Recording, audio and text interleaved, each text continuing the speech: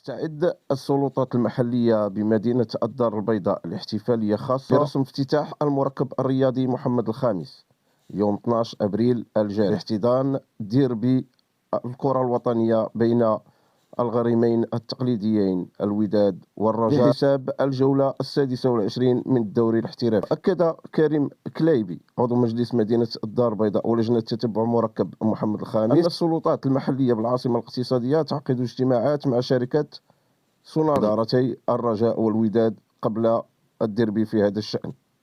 وأوضح المصدر نفسه أن الجهات المذكورة تنسق لجعل افتتاح دور عرسا رياضيا مميز ببصمة خاصة قبل ضربة البداية في الديربي البيضاوي.